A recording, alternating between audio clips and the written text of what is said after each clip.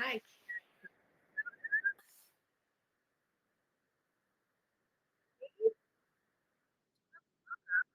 Big believer in starting on time. Maybe you are too. First of all, give me a yes in the chat if you can hear me okay. You should be able to hear me and music. In a second, I'm going to turn the music down. But if you can hear me okay, or you just see my lips moving, can you let me know in the chat just so I don't? Oh, we hear me, but not the music. Hi, Mara. Yeah, okay. Well, there's been lovely music playing for the last 5 minutes. So let me fix that. Okay. We're going to stop sharing just for a second. I'm going to close that out. I'm going to turn my lights down here just because it's very bright on my glasses. All right. Good evening, everybody. Sherry, Donna, Kathleen, Karen, Mara. I'm assuming, Mara, that's you from Texas. Hello, everybody. Happy to see you guys tonight. Welcome to Managing Midlife in a World Gone Wild. I'm really happy that you guys could be here. I just turned the music off, so you should just be seeing me and hearing me. Hello. Oh, Aaron from Montana. Nice. Hi, Aaron from Montana. Welcome. All right. We're going to just jump right in and get started because I have many miles to go tonight. But before we do that, and hi, Lynn from Iowa. Hi, Melanie from Minnesota. Before we do that, maybe you guys had a busy day like I did.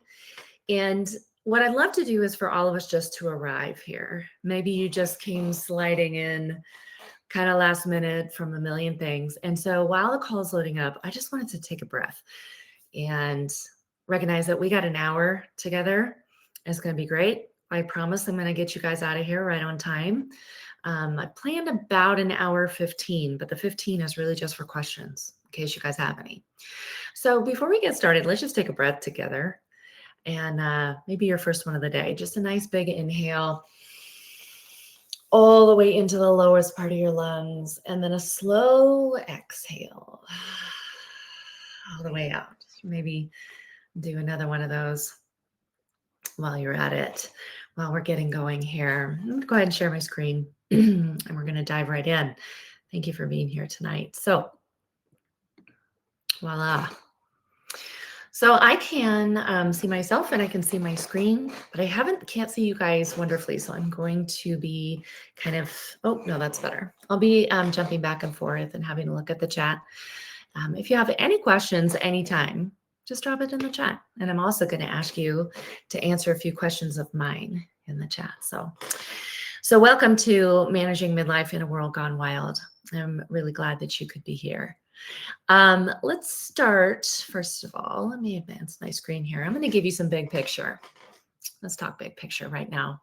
Here's my big aim for tonight is I'm going to invite you to rethink what you know about midlife tonight.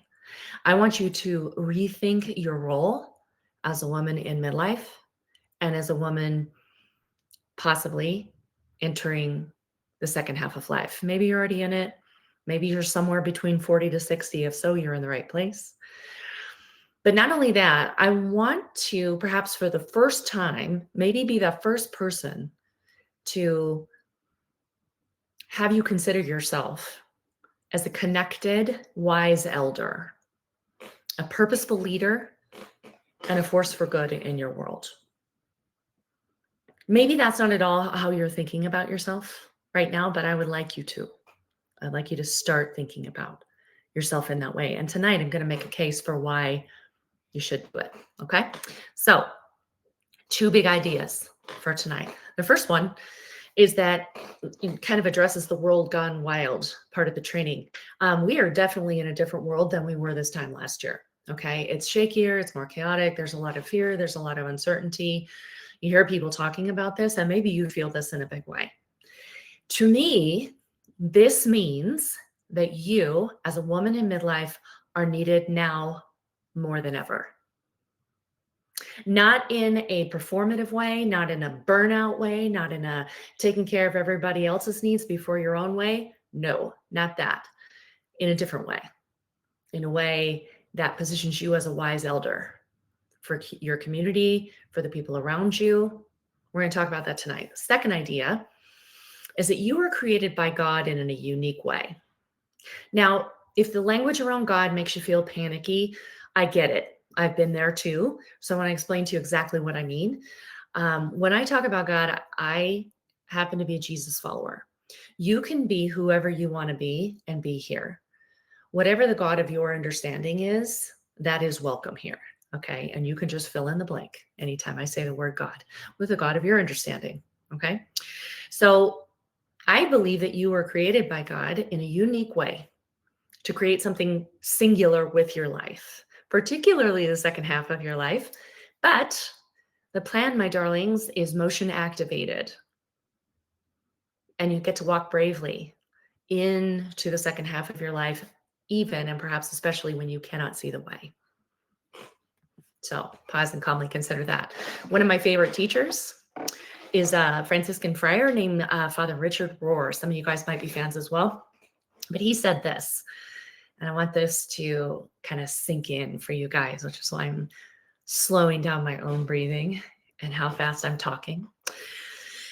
Father Rohr says this: the second half of life is not a loss of youth, but a gaining of wisdom and the freedom to live more fully in the spaciousness of love. The task is no longer about proving or protecting the self, but about giving it away. Furthermore, he says, life is a matter of becoming fully and consciously who we already are, but it is a self we largely do not know. So that's what we're going to be talking about tonight. And I hope that gets you kind of fired up. It does for me. So I'm just checking the chat a little bit to make sure I'm not missing anything. Now, when we talk about wise elder and we talk about your role as a woman in midlife, and this being quite possibly the very best time for you to step into your purpose and your role as a wise elder, I'm going to prove it to you. So tell me, how many of you have ever heard of the grandmother hypothesis? Go ahead and answer in the chat. Have you heard of the grandmother hypothesis? Anybody know what this is? The grandmother okay, no. Yeah, we're getting some no's. Oh my gosh, I'm going to blow your minds, guys. You ready for this? Okay. So female orcas, they stop reproducing. Hold on, I'm going to move the screen over here. They stop reproducing in their 30s and 40s, but they can live into their 80s and 90s. So do pilot whales, and so do elephants, and so do humans.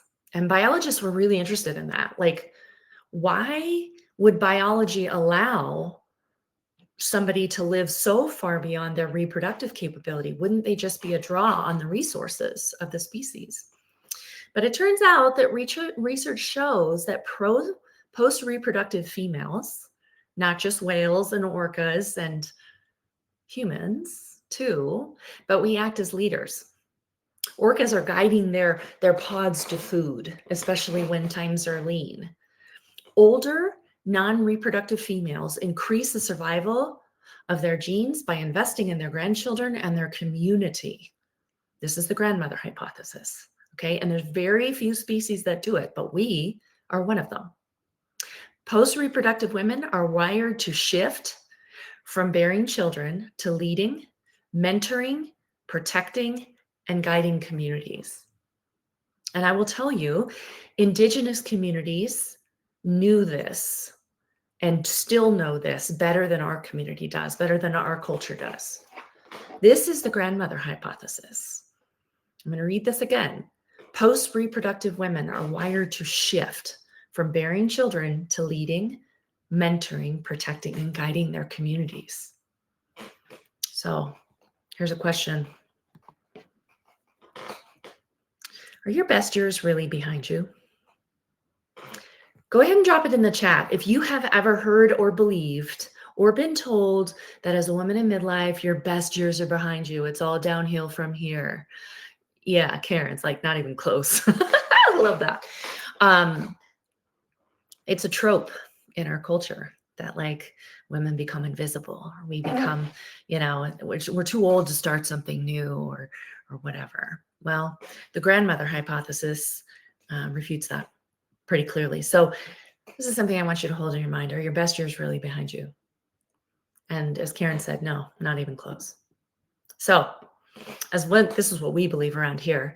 As a woman in midlife, you are at the height of your skills, capability, experience, and wisdom.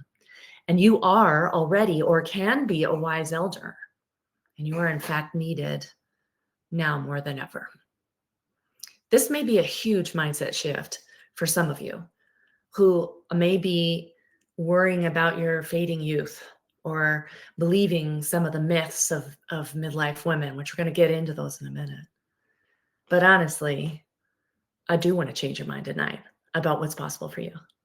Okay?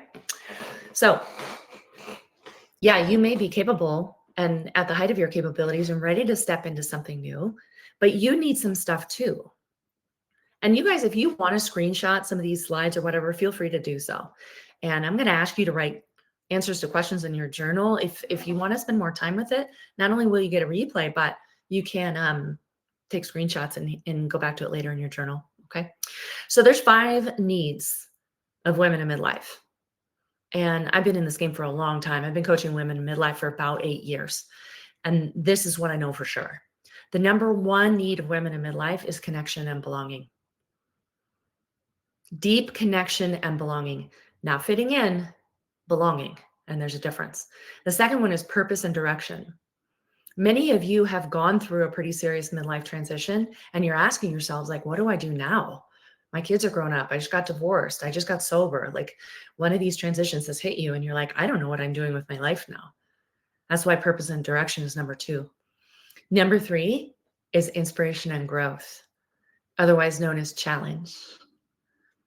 I mean, in our culture, we're living healthfully into our 80s, which means that some of you could have another 30, 40 years on this planet. Wow, what do you want to do with that? It's a big question, isn't it? Number 4 is ritual and rhythm. Like, you want to do something on a regular way, like have some rhythm, have some ritual, have some people that you see, the same people over and over again. Pickleball is popping to mind right now. How many of you guys love pickleball? And then finally, number 5 is action and accountability. If I had a nickel for how many times one of my clients has been like, I just need some help staying accountable to the things I say I want. Of course, that's what tribes are for, right? So that's what we need right now. Great, you're in the right place. Now, before we go much farther, you're like, who is this woman? Well, okay, I'm Erin, and this is what I do. As I mentioned, I'm a midlife purpose coach. I've got about 3,000 hours, probably closer to 4,000 now. I'm a PCC, if that means anything to you. And I run a six-figure coaching business that I started from scratch in 2017. All right, I keep getting on the wrong screen here.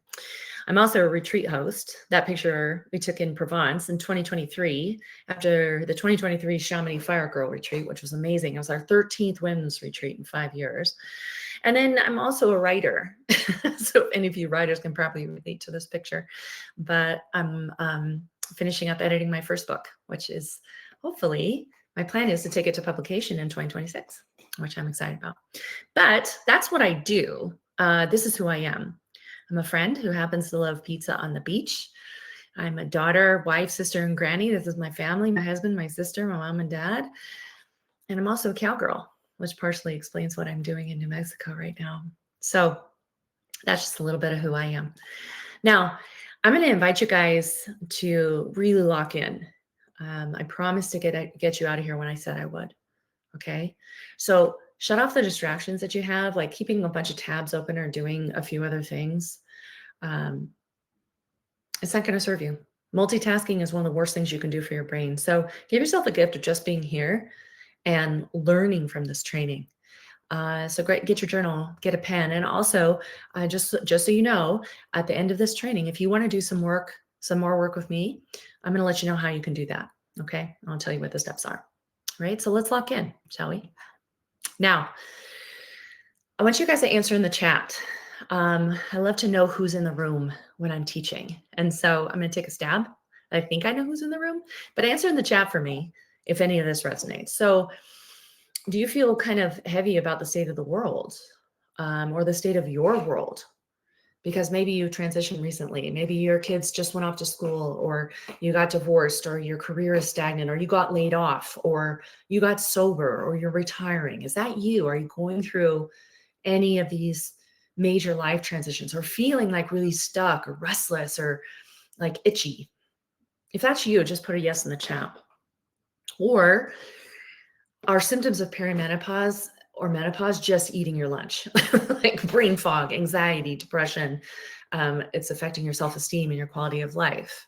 And go ahead and answer the chat. Like, are you aware of how disruptive menopause and perimenopause can be? Do you know? Or maybe, are you in a place where you feel like your relationships need redefinition? Are you lonely, either because you don't have enough community, or the community you do have doesn't quite fit anymore? Do you belong somewhere meaningful? Does that feel like that's a box you can check or not? And then finally, how's work? Have you known for a while that like it's time for a change, but maybe you're afraid to do it? Do you want more purpose in your days, the way you spend your time? Maybe you want to help people around you. Go ahead and drop in the chat which one kind of feels like more like you. Looking forward to retirement, changing career. Yes to many of these things. Yes, yes, big time. Definitely lost my spouse to cancer and kids almost finished with school, Melanie. Yeah, grieving widow. I feel that for you. Retired and loving it. Yeah, great. Love that, Karen. Okay, great. So how I know that you're in the right place. You can also drop this in the chat. I'm going to ask you to drop a number in the chat that feels like most like you. So you can know that you're in the right place if you are seriously ready to take some action to change your thoughts and change your beliefs and your habits and your patterns and the way you've been doing life. To do your midlife work honestly and with real effort. And maybe hearing like midlife work, what is that? I'm going to tell you. Okay. And then maybe take responsibility, like you're ready to do that for where your life is right now. And yes, we know it's not your fault or all your fault. Okay. So if that feels like you, drop one in the chat. Two, you're in the right place if you're no longer willing to perform for love anymore. You're done with that. You're tired of earning your value by being perfect or people pleasing or being driven by the good opinion of other people. You're just ready to set boundaries and dismiss the imposter. Great. Okay. Drop a 2 in the chat if that's you. Drop a 3 if you're ready to figure out what's next for your life, what your next steps are. Really develop a plan and execute it in a systematic and hopeful way. Maybe you're ready to step into your role as a wise elder, uncovering who you were maybe before the world told you who you had to be. Now, which number are you?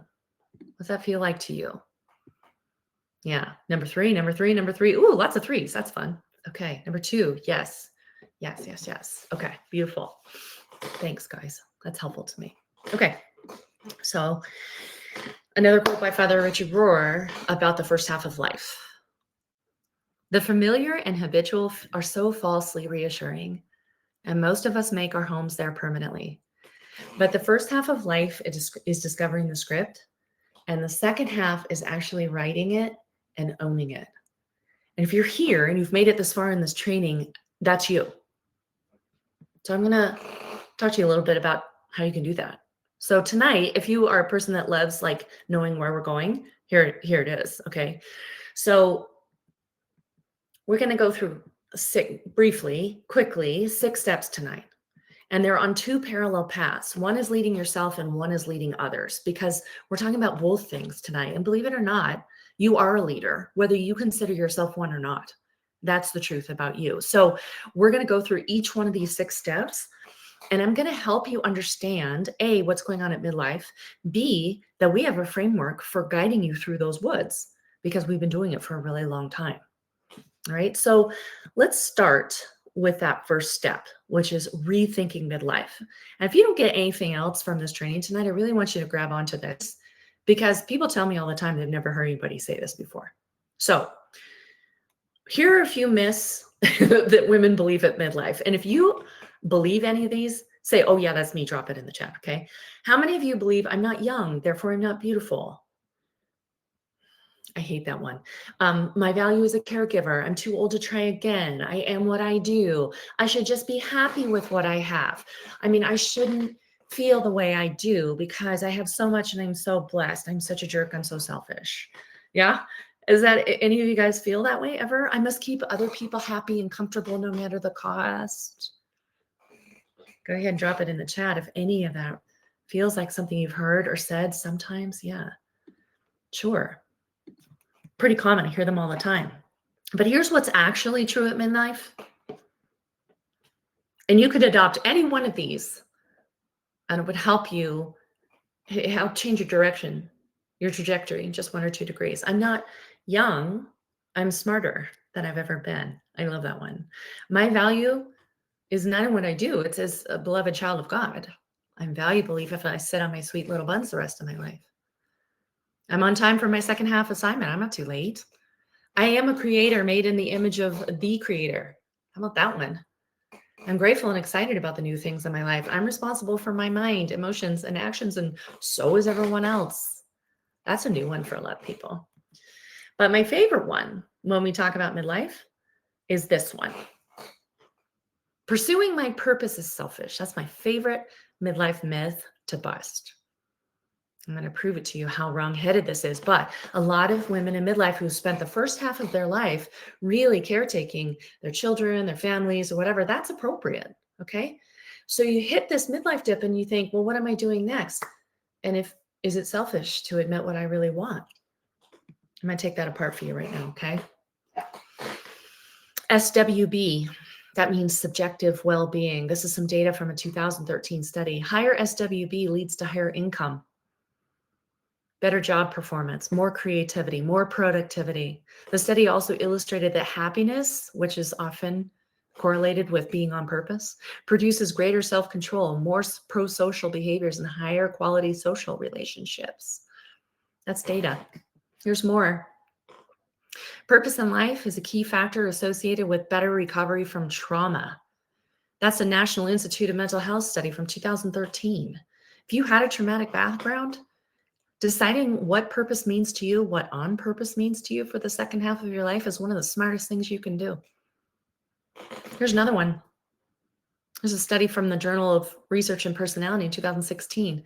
Individuals who reported a higher sense of purpose in life tended to both have higher household income and net worth initially, as well as greater increases on those outcomes over the following decade. In short, people who consider themselves purposeful or on purpose tend to make more money. That's good news, isn't it? What about this one? Chasing your purpose, building your purpose, establishing your purpose, possessing a high sense of purpose in life is associated with a reduced risk for all-cause mortality and cardiovascular events. Journal of Behavioral Medicine, March 2016. So you're less likely to have a heart attack, and everything is less likely to kill you by just deciding what you want from the second half of your life and going for it. I hope that's good news to some of you guys who've maybe thought, oh, I don't know, maybe I'm being selfish by wanting to pursue something different or new with the second half of my life. Okay. So we're going to, right now, tonight, we're going to rethink in this first step what's true about the midlife dip and your second half purpose. Number one, we talk about the second mountain around here a lot. And it's based on an idea by an author named David Brooks, who wrote a book called The Second Mountain. But if you think about your life, Carl Jung said the morning and the afternoon of life. David Brooks said your first mountain and your second mountain of life. Your second mountain is designed to look differently. It is meant to look different than your first half. It has an entirely different feel, an entirely different objective. Midlife is what's between them, where some of you are. And it feels gray and dark and cold and scary, and you don't know what's gone wrong with you. Nothing's gone wrong with you. It's a developmental stage in humans that doesn't get much research or attention. But what if the midlife dip, where everything feels cold, flat, and gray, is a base camp for your second mountain climb? It's a place where you drop bags that you don't need to carry anymore. Pick up tools that you need. That's how we like to think about the second mountain. Okay, you'll hear me talk about it a lot. In the midlife dip, people don't really want to admit that it's happening. And a lot of people try to avoid it because it doesn't feel good. Things go gray and cold, and you wonder what's wrong with you, okay? What's happening is you're having an identity shift. And because people fear it, they tend to shrink back. So it's not to upset the apple cart. Like, I know I'm changing, but I'm afraid of what everybody will say or how everyone will react if I admit to who I really think I might want to be on this second mountain. You don't want to upset the apple cart, and meanwhile you got apples running everywhere. Okay. Here's a question about the purpose of your second mountain. If you shrink back from what you think you might want on your second mountain climb, who benefits? Who benefits by you stuffing it down, by playing small? Maybe in the short run, some people do, but in the long run, as that data proves, no one does. Okay. Living on purpose is the best thing that you can do for yourself and the people around you. And then personal growth, obviously, is its own reward. Like, once you decide what you'd like to be and do on your second mountain, your work becomes about aligning your identity and your behavior to it. Like, okay, what do I have to believe about myself to go and do this thing that I want to do with the second half of my life? And by the way, you might have many purposes for the second half of your life, not just one. And that's okay. Perfectly okay. All right. So that's what I want you guys to rethink. And here's a question for you guys. Don't overthink this. What must you do, have, or experience before you die? Write down the first answer that comes to your mind in your journal. What must you do, have, or experience before you die? Did you know the number one regret of the dying is not having lived fully and truthfully who they believe they were? That's second mountain work. Okay. This is Barb. She's one of our clients, and she's so fun because when I met her, she had a really high-powered engineering job, but she wanted to scale back. She wanted to move back to Maine. She wanted to spend some more time doing philanthropy and mentoring young engineers. And she decided to go for it. In 2020, she moved back to Maine, just beating out the pandemic. And fast forward to today, her retirement is coming up in March. She's rebuilt her cabin in Maine, and she's got family in Switzerland. So she might have 3 different locations that she's going to live in. But here are the questions that Barb answered. And these are crucial. Go ahead and screenshot this one if you want. Questions for your second mountain in your midlife depth. What do I value now? What do I want now? What must I believe about myself now? And from whom do I need permission to become something else in the second half of my life? That last question, by the way, is a trick. It's a trick question. See the world, happy life. Yeah, I don't need permission from anybody, actually. You guys are so smart. Can tell it already. All right. So you know what? What we want to do is be like Barb.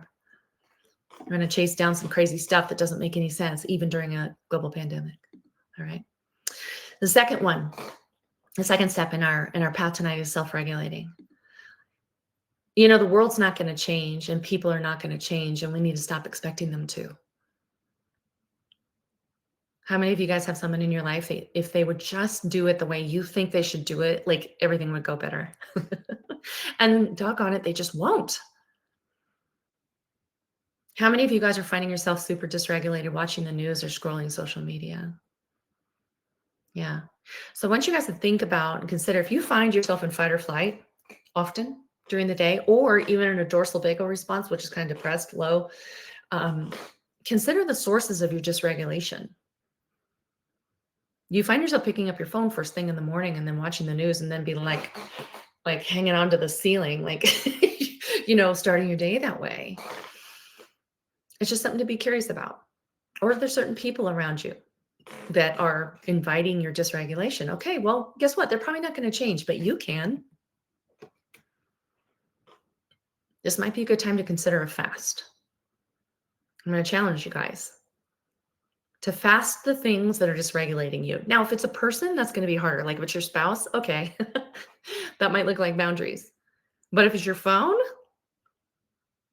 if your phone is routinely dysregulating you or swallowing up hours of your time that could be used for something else, one of the apps that I love to use to put limits on my screen time is Screen Zen. And you can use it for free for a long time. I think they ask for a donation, but it's on Android and Apple. And you set up the limits. But you know what it does? It invites me to pause for 5 seconds and think about if I really want to open this app. And lately, I don't. And my life and my mental health is better without it. So consider the sources of your dysregulation and then maybe consider a fast. Another thing we can do to self-regulate is to notice our patterns. See, self-regulation first starts with noticing what you're doing that's upsetting to you, right? It's not the world that's upsetting you. The world is upsetting. It's not the world that's upsetting you. Okay, you still have control of what goes into your mind. You still have control of what's going in here. Okay. And then you have control over how you are responding. Are you reacting to things or are you responding to them? Are you people pleasing? Are you performing for somebody? Are you being a perfectionist? Any of you guys have those tendencies? Why are you doing that? No judgment. But sometimes it's good to get curious, like, wait, why am I doing that? What am I afraid would happen if I didn't do that? If I didn't people please my boss, if I didn't people please my mother-in-law, what am I afraid would happen? Well, you're probably afraid that you'd be rejected or judged. Okay. Right. Dealing with that is an inside job. Okay. It comes down to taking care of the parts of you that probably the younger parts of you that are used to keeping you safe by people pleasing or performing for love or being a perfectionist, etc. I'm going to talk about that a little bit more in the rest of the training, okay? This is where we get to learn to lead ourselves. How many of you guys do breath work? Drop it in the chat. How many of you guys can honestly say, no, on a regular basis, I do breath work? I think Mara does. Yeah. Yes, good. Yes, breath work. Okay, we're going to practice one right now because it's one thing to talk about stuff. It's another thing to do it. 4-5-8 breathing is one of my favorite things to do. You'll notice at the beginning of this training, we took a deep breath together.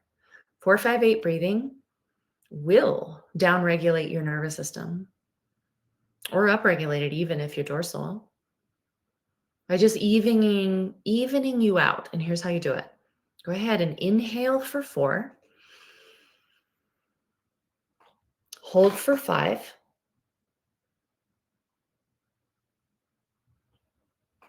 and release for 8.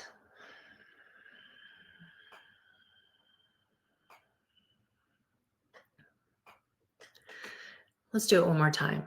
Inhale for 4, hold for 5, release for 8.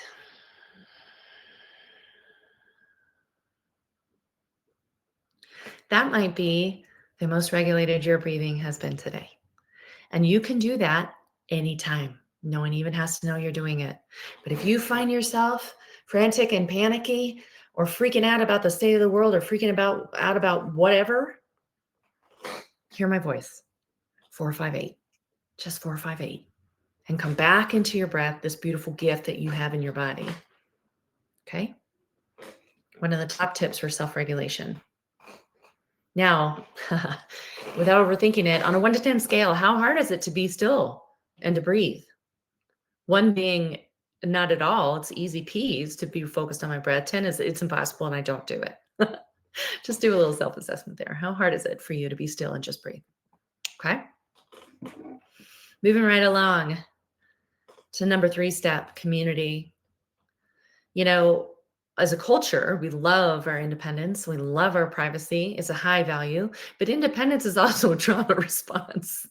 Hyper independence is. And so, the Surgeon General is saying that loneliness and loneliness in particular is on par with for negative health outcomes with obesity and smoking. That's how dangerous it is. Okay, but it's tricky because we have made privacy and separateness a top value. So what I'm saying is that me and the Surgeon General is saying is we have to reverse that trend. Okay. We were way off track before the pandemic. And now it's like we all got used to staying home alone and just watching Netflix and getting DoorDash and being alone all the time or just with our immediates.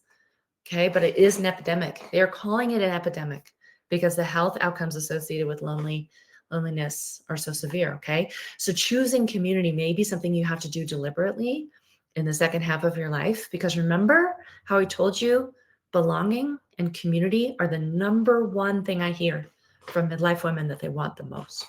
Belonging and community. Serving is a great way to fix that problem.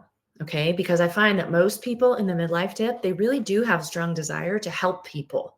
They're like, I don't know what I want to do next, but my job I don't feel like I'm contributing. I want to help people more. Great. Okay. Church is a great place to do that. You may have different definitions of church. You may meet on Sunday. You may meet on Saturdays. You may, whatever. Maybe your church is a meditation group, whatever. But do they have a service arm? That's a great way to get involved. And proximity is also a really wonderful way to deal with this loneliness. And honestly, that's usually your neighborhood. Okay. You may not agree with your neighbors politically, religiously, whatever, but they're still your neighbors. And you know what? When the hurricane hits, they're the one you need. They're the ones with the generator. They're the ones with, etc. Okay. Because you see them often, proximity over time builds relationships. So whether or not it's your neighborhood or it's your pickleball court or it's your church or it's somewhere you're going, think about committing regularly to being there, especially if it costs you something, right? If it requires something of you, that's when you really start to embed somewhere. All right. When you both need the people in this community and are needed by them. Go ahead and do a little assessment right now. How's your social fabric? Is it rich and layered? Is it sturdy? Could it catch you if you needed it? A lot of the anxiety people feel in our culture comes from the fact they know that their social fabric is not very sturdy. It's not very strong and they're nervous about it. What am I going to do when the dam breaks? Right? So this is something I want you to think about. What's one action you could take to strengthen your social fabric? When's the last time you asked yourself that question? Number 4, this is when we're really getting into our framework, A Girl Catch Fire. This is how we help people figure out, okay, great. Yeah, yes, I want all of this. How do I do it? Okay, well, first of all, we got to start with what do you want? This is where you need your journal and your pen, and you can come back to the screen as often as you need to. But I have a magic wand, and I'm going to wave it over your life. And 12 months from now, you are super excited. You are ecstatic. You are over the moon. You are living on purpose. You are on fire. You get up in the morning. You know which direction to point your feet. What's happening? What's different? What are you doing? Who's around? That's one of our frameworks. Remember, you have full permission to dream, right? But that's where a lot of us get stuck, especially in life. I don't know what I want. I don't know. Some of you have been stuck and lost for a long time. Some of you don't think you have had dreams for yourself in a long time because you didn't think it was legal for you to have wants and needs. I'm telling you it is. And your purpose requires it. What is that little thing that's been stirring in you for ages that you're like, oh, I couldn't even admit that. It sounds nuts. Oh no, write that down.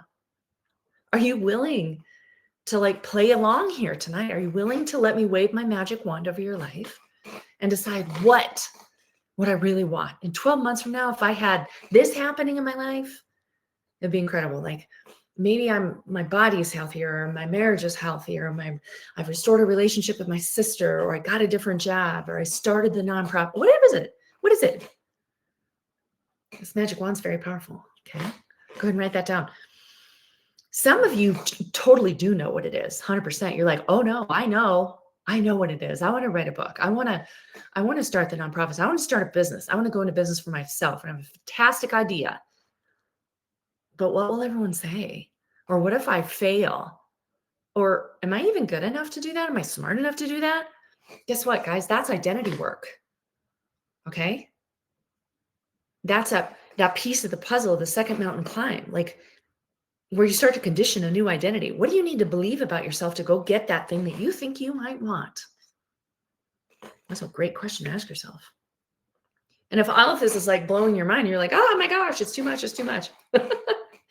What's a small, respectful bite? Maybe a great place to start is your body. And don't be punitive about it. Like, oh my gosh, I just want to lose 20 pounds because the no, no, no, no. I want to be strong and fit. And if I release 20 pounds, great, but I want to be lean and strong and be able to play with my grandkids or, to whatever. Don't be punitive about your goals, right? What's on purpose look like for you in the area of your body? What's it look like in your faith? What's it look like in your work? What's it look like in your marriage or your friendships? That's what we're going for here. What's on fire and on purpose mean to you in 12 months? Go ahead and screenshot this screen if you want to come back to that question and journal on it. I recommend that you do. I'm teaching you the framework that we use right now to help people get unstuck at midlife and moving into their second half, moving on to that second mountain. Okay. And do me a favor. We're not talking about how, we're talking about what. Because what most people do is they say, oh, I don't know. I want this, but I don't know how to do it. I wouldn't know where to get the blah, blah, blah, blah. Don't go to how yet. Not yet. Just stick with the what. Don't let the how and your uncertainty about how to go about it make you think it's impossible, because that's almost never true. Stay with the what long enough to flesh it out. You know what I really want? I want this for my life. I want this just for you. Not how, what? I promise you we're going to move into the how. I'm teaching you my framework. For example, this is Sue. This was also in Chamonix in 2023. Sue told me, she said, what I want is more friends, more adventure, more courage. When she started working with us, and she had never been to Europe. She'd never traveled by herself, and she did both. And this picture was taken right after she'd gone paragliding in France, strapped to a French stranger. She went and jumped off a mountain. Maybe that doesn't seem earth-shattering to you, but it doesn't need to be earth-shattering. It just has to be important to you. What do you want? She is a lovely human being, by the way. Okay. I'm going to take a breath because I don't want to rush, but I do want to honor your time. Number 5 in the 6-step process is practice. Now we're going to talk about how. Here's a question. What would happen if you quit quitting on yourself? To stick it out until something sticks? What would happen?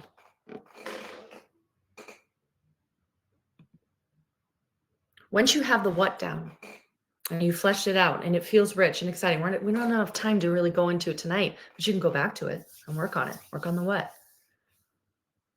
Once you're really clear on the what, you're like, oh, okay, I got it. And then the rest is just strategy. That's the easy part. How is easy? I'm going to show you. When you've figured out the what, all you got to do is start working it backwards. Like Stephen Covey said, every house is built twice. Actually, it's built 3 times. First in the mind of the architect, then on paper, and then it's built in reality. It's the same thing. I know what I want that house to look like. What's everything I would have to do to get from where I am now to build that house? What's everything I can think of? And it's just a brainstorming exercise. Well, I'd have to do this and this and this and this. Everything, you want to break it down into the smallest, tiniest component parts. I'm going to give you an example of what I mean by that in a second. But what most of us do is we procrastinate. We get overwhelmed and procrastinate. Seth Godin always says, without a first draft, there's no book. At some point, you got to ship it. Take a deep breath and ship it, right? And then measure as you go. So we call this our moon and stars process. You can answer that question. What chance is waiting to be taken in your life?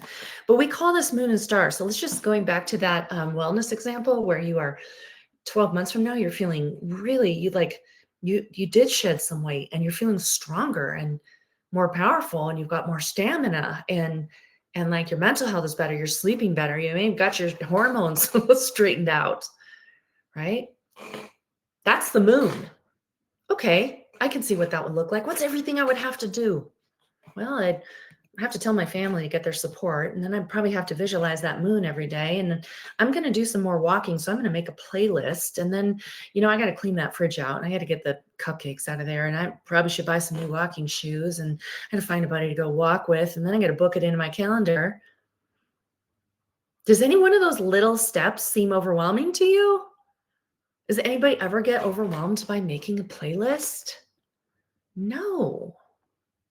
Nobody ever gets overwhelmed by making a playlist. This is what I mean about breaking your moons down into the smallest component parts. Those are stars. Telling your family, hey guys, I'm gonna commit to my health over the next 12 months because I want to be a strong 80-year-old. I want to be able to do whatever I want. I want to live well into my 80s or 90s if I can. Okay, so that's what our moon and stars maps. And whoops, I didn't want to go that far. Maybe you're saying, well, that's just a mind map. Yeah, it was just a mind map. And I teach this over and over and over again because what I find is most people say, okay, I want to run a marathon in the next 12 months. And the first thing they do is they go out and run 3 miles on day 1. And then they get shin splints by day 4 and they quit. No. Make a playlist might be the first step. Buying new shoes might be the first step. Visualizing yourself as a runner, that might be the first step, okay? All right, so each day all you're going to do is you're going to pick one of those stars and just do one every day. Little bit of progress, inching that ball down the field till the work gets done. And this is my favorite part. Are you ready? Woo! It's my favorite part. Okay, the best thing ever about deciding what the purpose of your second mountain is and getting on it is it's going to trigger the daylights out of you. But your triggers, my friends, point to where your work is. Like if you stay in your comfort zone, you're not going to get triggered, and then you're never going to have to address the perfectionism.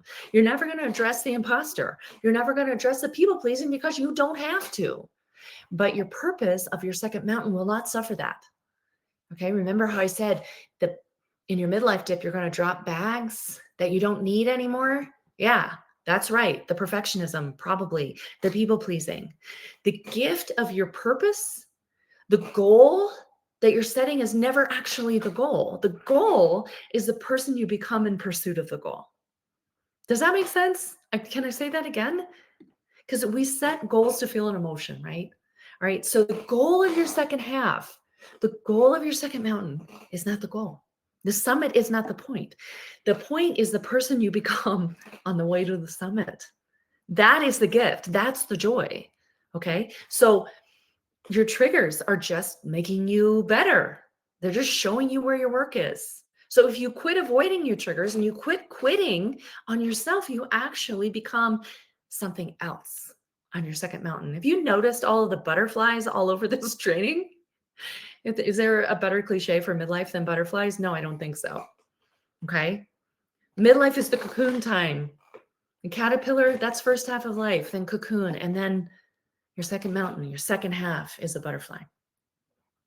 All your triggers are signs that you have work to do.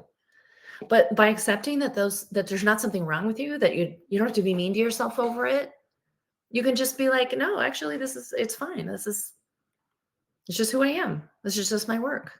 All right. So here's a question. What's your favorite way of avoiding doing triggering things? Some of you are champion avoiders. I was.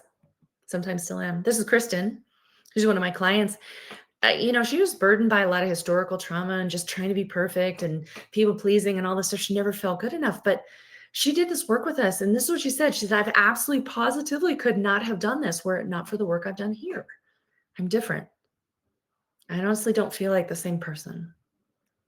And that's what we always want. That's what we want for you guys. So do you see how important this work is at midlife? Like our culture talks about midlife in such a dumb way. Like it's just about regaining your lost youth and full lips and small waists and being beautiful to the male gaze and all that kind of stuff.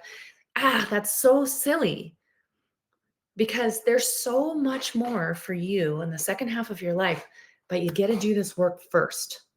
And some of you already know this because midlife is feeling like trash for you. Your body doesn't feel good. You've lost your joy, your enthusiasm, etc. If we can navigate you, help you see your way through these woods, you can start climbing that second mountain. Can you see how casting a clear vision will help you get unstuck and onto your second mountain? And my question is, would you like some help navigating the woods and avoiding the traps and time wasters that I experienced? And if so, Midlife Reinvention Lab is opening. Hasn't been open since last year this time, actually last Christmas. Midlife Reinvention Lab is my signature course where I help you with everything that we've talked about tonight. Basically, using almost the same framework. You build a self regulation habit so you can quit expecting the world to change. You learn to navigate the midlife dip gracefully and quit blaming everybody else in your life for being mad all the time. Maybe it's your hormones. Maybe it's just time for you to make some changes, set some boundaries, quit people pleasing, change into a new person. That's what Kristen did. That's part of the grace of the midlife dip, navigating it gracefully. In Midlife Reinvention Lab, our goal is that you walk out of there with a plan for the next 12 months of your life, that you have dreamt up what I want this to look like. I waved that magic wand over you. You dreamt it up. You didn't worry about the how right away. You worried about the what. And you cast some new vision for the second half of your life. I know if you're on this training, you have no intention of sitting down and watching TV for the next 30 years. Like, that's not what you are interested in doing. You want to help people. You want to move your body. You want to be fit. You want to be strong. You want to contribute. You want to serve people. You want to help people. You want to make your life, you want to leave a legacy. Yeah, let's do that. Doesn't that sound great? Because guess what? The world needs it. There's somebody in your world right now that needs something that you have, that you've spent the last 50 odd years cultivating. Let's get that thing out and let's do something with it. Then we're going to have you write up this plan. It's rock solid and it's 12 months. And then the how is just how you're going to do it every day. And then, yeah, you're going to have to build some courage and build some confidence. But you know what? Courage isn't a gift that some people are given. It's a muscle. The more you use it, the bigger and stronger it gets. Okay. That's second mountain work, climbing, getting stronger, right? So remember how you said you wanted to take responsibility for your life and find freedom and believing you have the agency and you can change your life? Yeah. Well, remember how you don't want to perform for love anymore, or earning your value by the good opinion of others, perfection, people pleasing? Yeah, it's time for that to go. Remember how you feel like it's time to unearth what's next, what's purposeful and satisfying, maybe getting to know who you were before the world told you who you had to be. Here's the deal, guys. I'm not special. I was in the same place that you are, but I didn't have a guide. And so I built what I needed. And I've been at it for about 8 years now. And in so doing, I realized that my purpose is just helping you get into yours. Nothing makes me happier than when one of my clients is like, you're not going to believe this. I did it. And here's what's happening. It's so exciting for me. But I will tell you this, and I say this with all sincerity. The magic is not in me. The magic is in the alliance between us. Okay. I can teach you all of it. I can show you what to do, but only you know if you are ready to do it. If you are ready to step onto the court and practice free throws, right? That's what coaches do. We stand there and we say, hey, shift your wrist this 3 degrees to the left or whatever. But we can't do that if you don't show up on the court. This is what we need, is people who are like, I'm so over being stuck and I want somebody to help guide me out. That's what we do. That's what Midlife Reinvention Lab is for. It helps you skip what doesn't work. There's so much nonsense out in the coaching world. It's crazy right now. So much stuff that doesn't work. We help you develop a plan that you actually like, that you define yourself. I wish I could tell you what it is. I can't. And we help you stay accountable to it. I don't hold people accountable. I ask them how I can help them stay accountable to what they say they want. So just briefly, because people always ask me, well, like, what's in it? Okay, well, here's what's in it. There's 8 modules and the course is 3 months long. So you have 3 months to go through these 8 modules, and they roughly follow this framework that I just laid out for you tonight. A little bit more on there on fear. We talk a lot about fear because that's what gets you guys stuck so often. But yeah, you got 3 months to do that. And honestly, we call this a transformation course. Like this is not like, like, I don't know. I don't want to disparage anybody else's courses. That's not what I'm saying. It's not lightweight. Like our intention is that you start at point A, we figure out what that point A is, we figure out what your point B is, and we change your trajectory. Boom. 3 degrees, 2 degrees over 12 to 18 months. That's a very big difference. We want you to become something else. We want you to be more purposeful, happier, more on fire, making more money, like having better relationships, being happier with your body, all that kind of stuff. So this is kind of the way we go about that. How do we systematize this vision that I have? Yeah, we know how to do it. I kind of showed you tonight. Who else is involved? Who else is going to climb with me? I've sold this course for $5,000 many times, but I'm not going to sell it to you guys for $5,000 because we're in a different time now. Okay. People say, well, I don't even know if I have time. Yeah, I don't know if you have time either.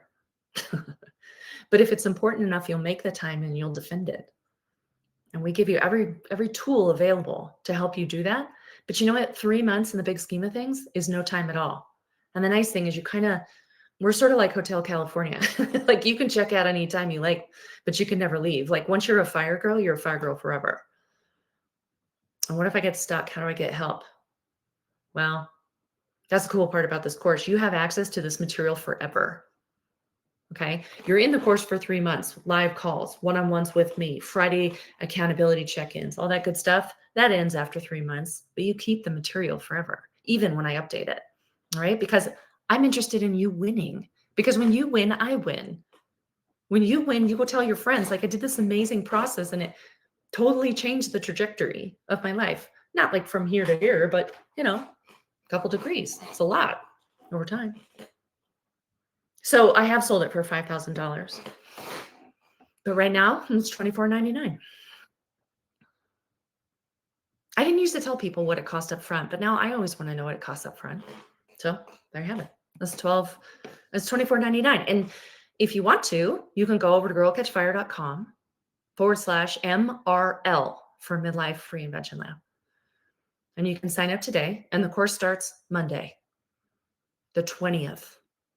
Okay. So we're going to do a couple more of these trainings for the next couple of days, but you can make one payment today of $24.99, or you can make 2 payments, $1,300 today, and the other half of $1,300 in 30 days. Okay. So when you do that, when you pop over to girlcatchfire.com/MRL, you can ask yourself, like, what if doing this helped me seek a promotion? Like, what if I finally asked for the raise I deserve because I developed the confidence in myself to do so? I developed an identity of somebody who's like, you know what? I deserve better than this, so I'm going to ask for it. That's an identity issue. And we can help you with that. So what if it helped you get a promotion? What if it helped you find some peace while the world goes wild? What if it helps you stay regulated? What if it helped you develop a meditation or prayer habit that centers you while the world careens? Wouldn't it be worth it? What if it helped you make a bunch of lifelong friends? Do you know Barb, some of those other people, Sue, like some of those people, Barb has been with me for 5 years. Okay. I have people who have met each other in my courses who go on vacation together. Now we go on retreats together, and our retreats are like slumber parties. They're the best. But wouldn't it be nice to be in an environment where it's like college, where you're with people your own age and doing the same sort of stuff? We do that. And what if Midlife Reinvention Lab taught you to trust yourself and take some action? Instead of quitting on yourself, or instead of assuming that you're not smart enough, or you just can't do it, or it's too overwhelming. What if we helped you shift your identity enough so you took some action and you started winning on things that you actually care about? That's what we're going to do in Midlife Reinvention Lab. So there's kind of some framework, but it's important to know what's in it. So it's 3 months or 12 weeks of basically live calls. The calls are Monday evenings at 6 Central, and they are recorded if you can't make it. Live is always better. And they're like Q&A calls. They're like office hours with me, okay, every week for those 12 weeks that you're in the course. You have all of the course materials. Then you have meetings on Fridays.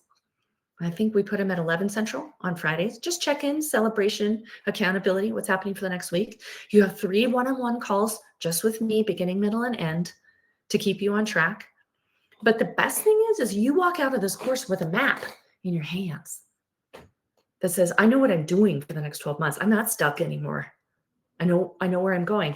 And you keep access to the course materials forever. When you go over to girlcatchfire.com/MRL, you get taken to this page. It looks like this.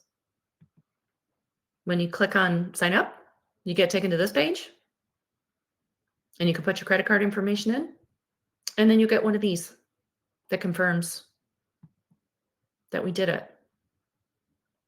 It's 7 o'clock. I'm going to take some questions.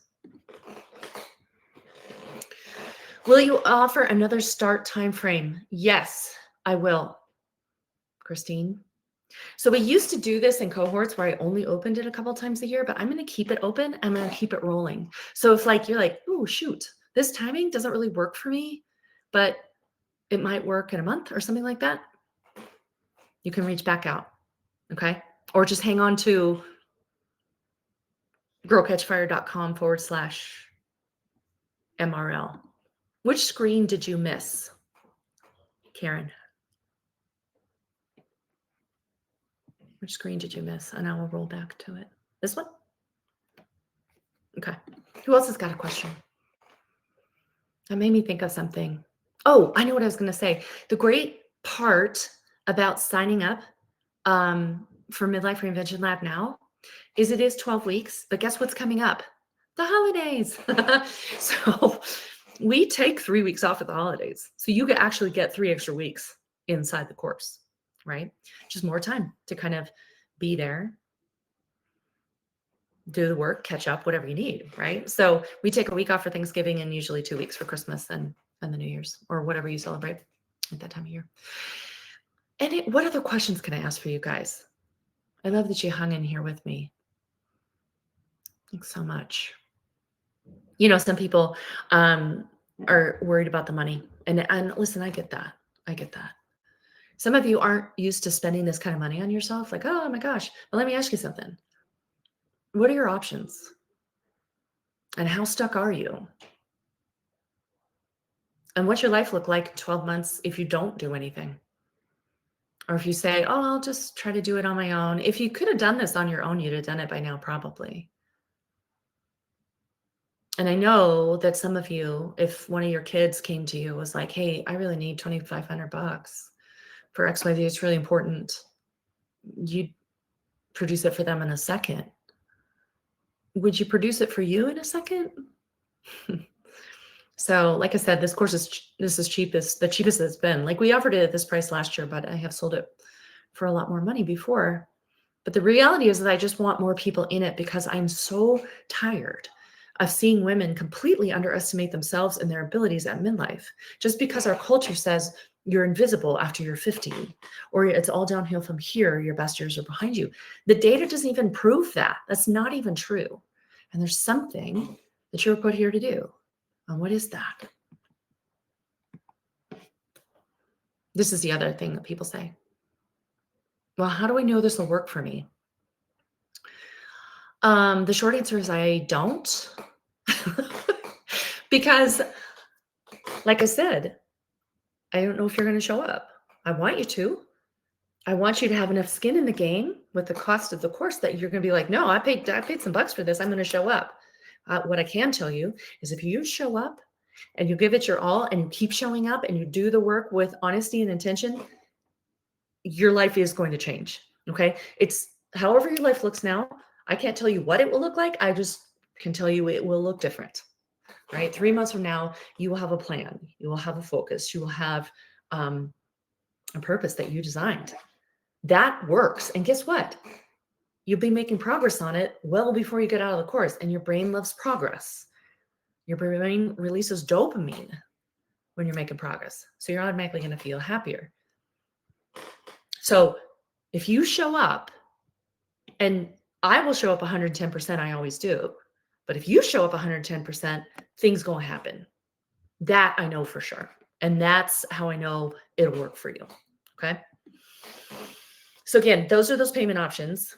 And that's the link to go to girlcatchfire.com, MRL. Do I have a recommended reading list?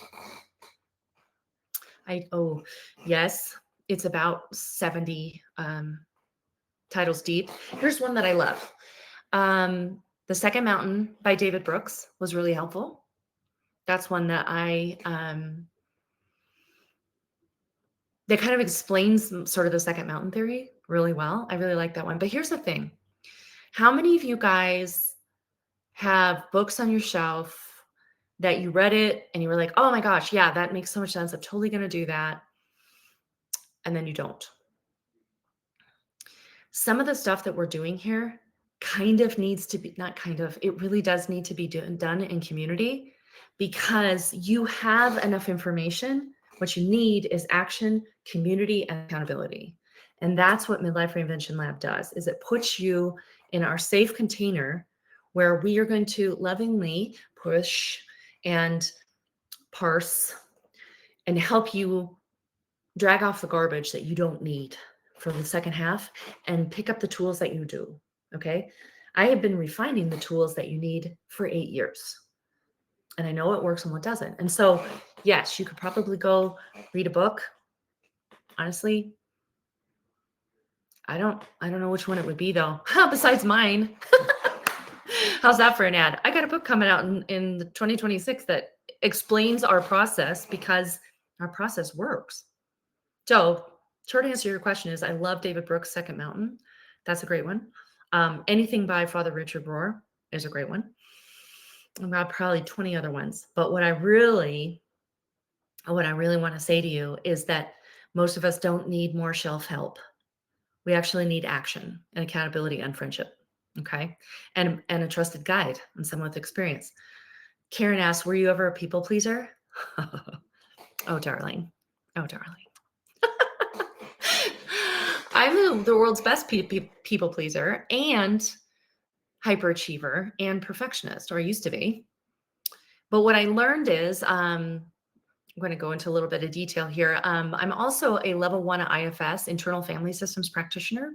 And what I learned is people pleasing is just a younger part of me that felt like it had to fawn over other people in order for me to stay safe.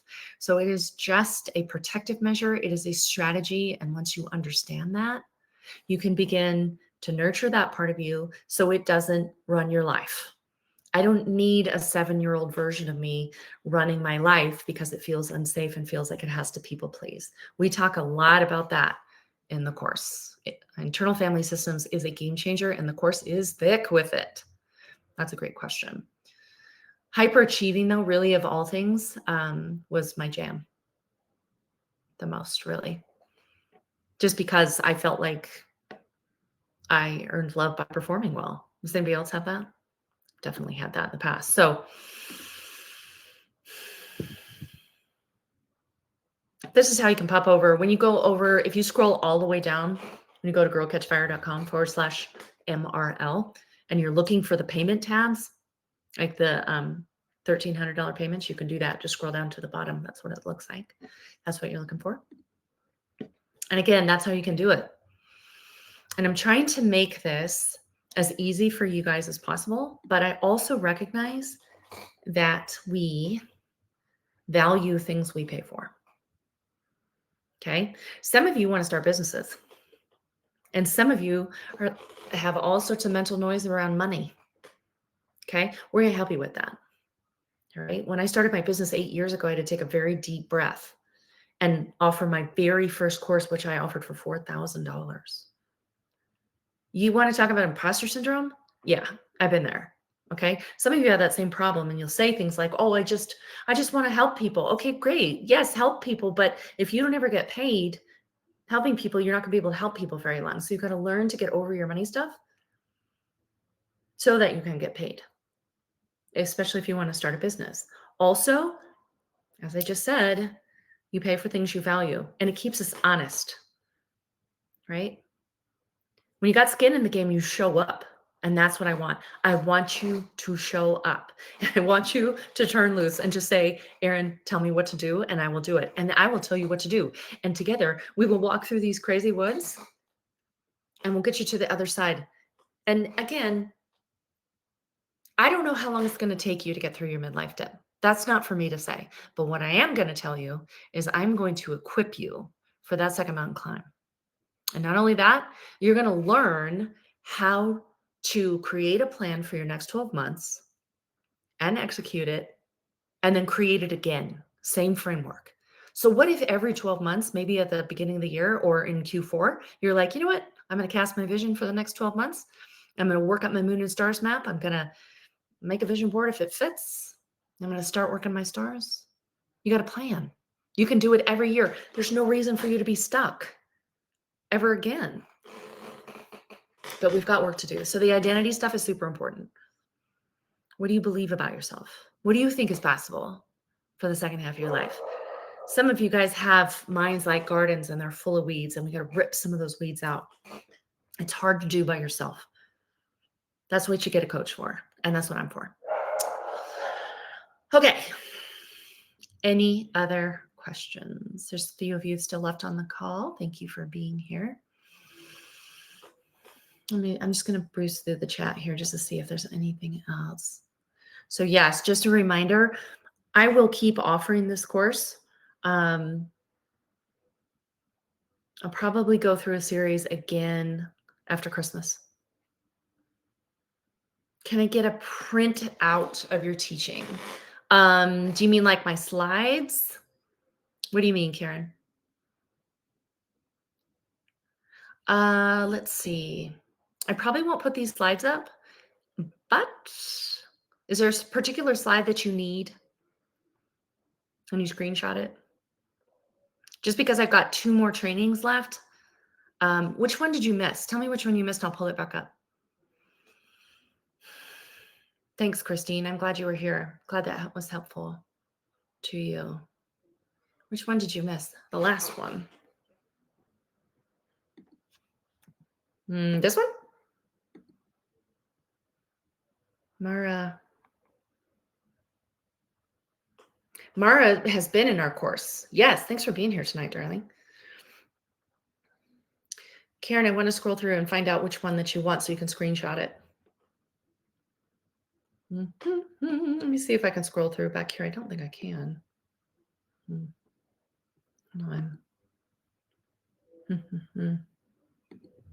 Yeah, I'm happy to just scroll back through. I don't even know how to describe it. It was that amazing, right? Was that incredible?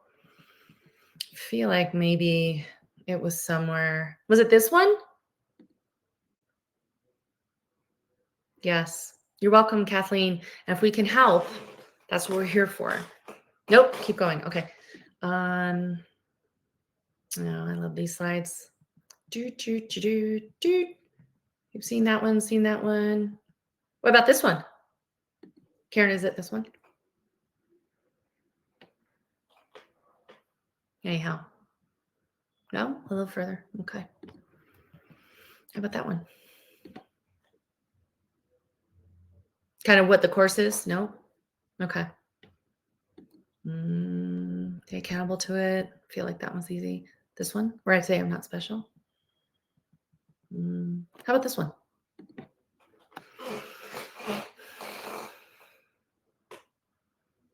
Tell you what, Karen, why don't you reach out to me? Keep going. Anyway, I want to thank all of you guys for being here tonight at 7:13. And that's it. That's all I've got for tonight. So I thank you for being here. Donna, thank you. Was this come back around? Oh, hey, you know what, Karen? You'll also, oh, was that it? Yes, we got it. Karen, you'll also get a replay. I'm sorry, I don't even know why I didn't think of that. You'll get a replay email. So you can go back through this a little bit slower and pick up all the slides and screenshot whatever you want. How's that sound? There we go. Thanks, Christine. Thanks for being here. Also beautiful. Thanks, Donna. I'm glad you like my slides. Yeah, you bet, Karen. Thanks for being here tonight. We landed the plane on time. So, yeah, the replay is going to be just a video of this. So it's going to be the slides. It'll even have the chat, I think, too. So you guys can breeze through it. So remember, if you are ready to jump in with us, you can get more information than you could ever need at girlcatchfire.com/MRL. And we would love to see you starting next Monday.